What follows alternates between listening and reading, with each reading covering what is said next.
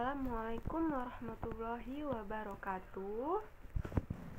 Selamat pagi sahabat.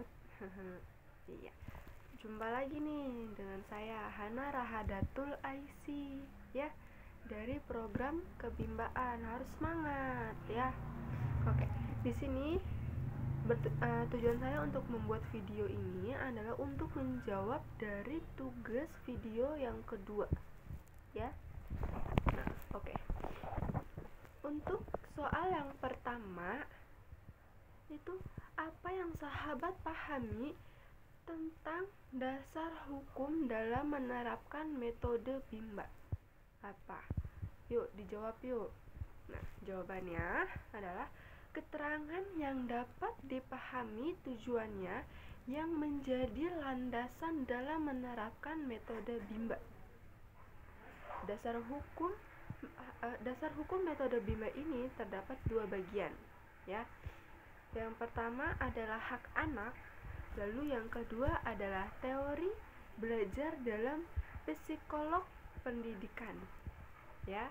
Lalu untuk soal yang kedua, apa yang dimaksud belajar sambil bermain? Nah, lalu apa sih jawabannya? Kegiatan yang dilakukan sepenuhnya bermain.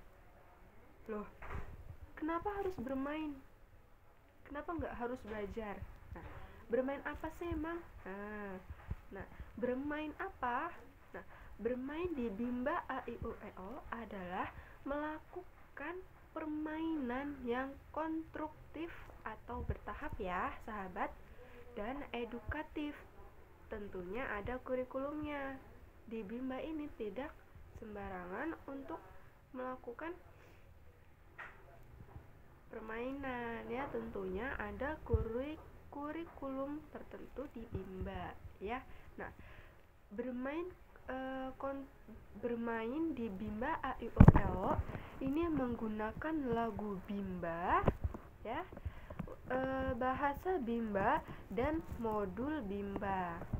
Lalu untuk soal yang ketiga ialah jelaskan mengenai metode Bimba ya. Lalu di sini metode Bimba memiliki 3 metode utama dan 1 metode penunjang. Ya. Yang pertama itu adalah fun learning. Nah, fun learning ini apa, sahabat? Apa?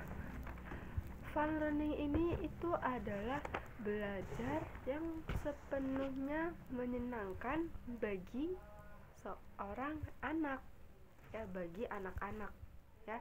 Jadi dengan melakukan metode fun learning ini supaya agar anak tidak merasa bosan ya, dan diusahakan dalam melakukan fun learning ini anak tidak merasa tertekan atau terpaksa ya.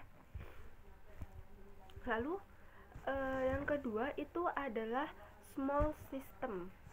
Nah, small system itu apa? Small system ini itu adalah pendidikan yang secara bertahap ya. Jika seorang anak sudah menguasai satu pelajaran ya, contohnya seperti mengeja ya, mengeja tulisan. Nah, itu anak sudah bisa nih. Lalu kita bertahap untuk melakukan pelajaran selanjutnya ya. Lalu yang ketiga itu adalah individual system. Nah, individual system ini itu dia pendekatan kepada setiap anak murid gitu ya sahabat. Oke. Lalu soal yang keempat, bagaimana hubungan fun learning dengan bahagia?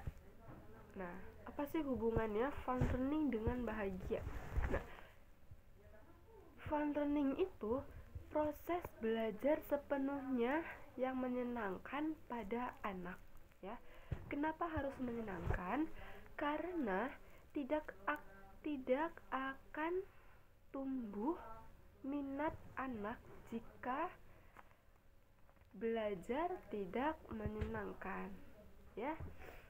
Dan pastinya kalau kita sudah menerapkan fun learning dan anak-anak sudah merasa tidak terbebani dan tidak terpaksa ya dengan apa yang dia harus lakukan, dan itu pun pastinya dia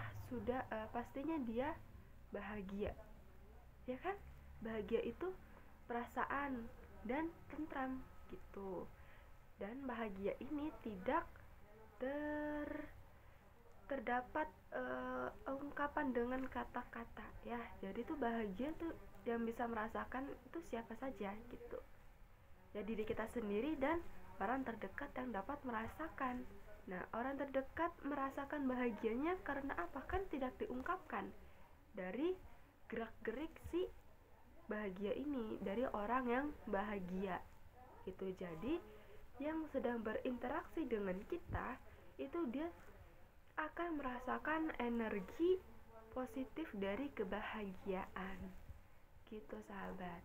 Terima kasih, semoga pembelajaran pagi ini akan bermanfaat untuk kita semua. Terima kasih. Wassalamualaikum warahmatullahi wabarakatuh.